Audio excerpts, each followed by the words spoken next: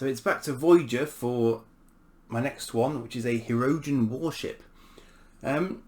Interesting species, sort of like the Klingons, only they're actually like the Predator because basically they hunt stuff.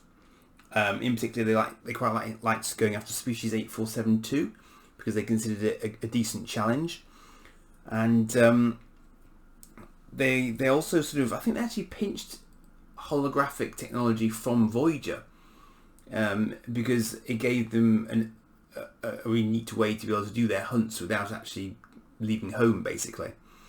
Now, to my mind, I'm not sure whether that would have constituted a sort of a genuine hunt for them. I can't quite remember what the thinking was for that, but it was something they did anyway as an alternative. Whether or not it was just for training, I don't know, but they obviously, they opted to do that, I think. And they didn't really bother Voyager as such because they only really got involved with Voyager when it was doing something that got in the way of one of their hunts. So they were sort of relatively honourable like that. They weren't. They liked to take their prey on an even footing. And their ships were quite powerful. They probably weren't any better than Voyager particularly, especially not if you knew where to hit them, but the problem was that they tended to sort of travel in hunting packs, and of course that was an issue for Voyager because there was only one of Voyager. So Voyager did get overwhelmed by them on a couple of occasions because they were messing with one of their hunts, and Voyager had no answer to that basically. So it put Voyager in an awkward position because Janeway couldn't always act as she would have liked to act as a result. But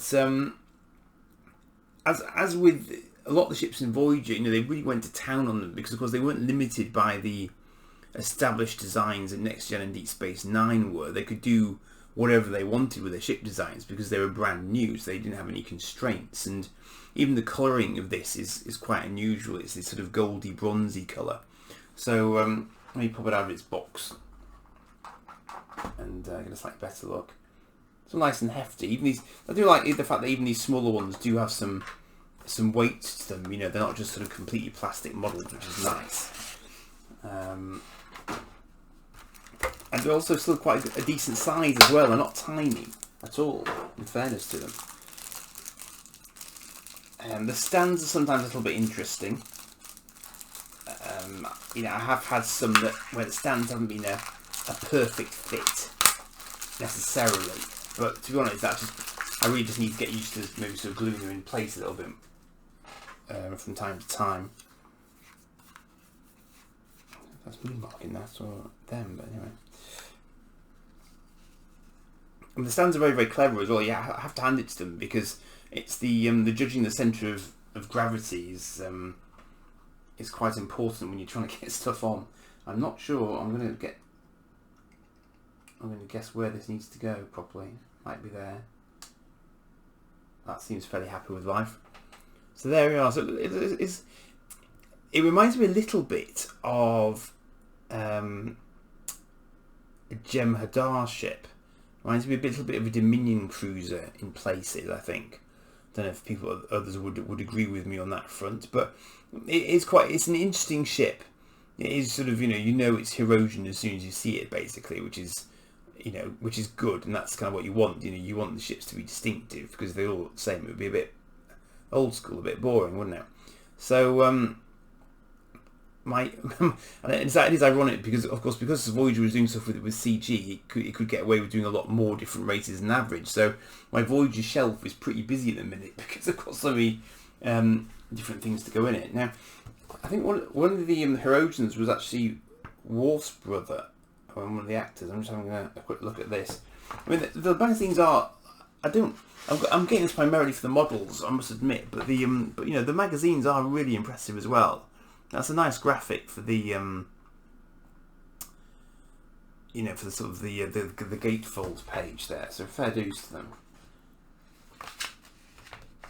I'm just having a quick look to see if there's anything else of particular interest. There's always a sort of schematic of the ship, a few screenshots. That's a classic Predator. If you remember at the end of Predator 2, the predators do that. They collect the skulls of their prey. You see, and that's a classic sort of skull mounting bit. I'm trying to see if I recognise any of them, because sometimes they do little Easter eggs and things like that, but I can't immediately recognise any of those. There's a few sort of design sketches there. That's quite nice. Some nice sort of uncoloured CG renders there that they're also using as their sort of reference points as they were doing it. So that's nice.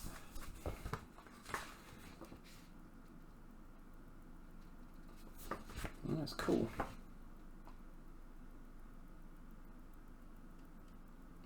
Grand. Right. Excellent.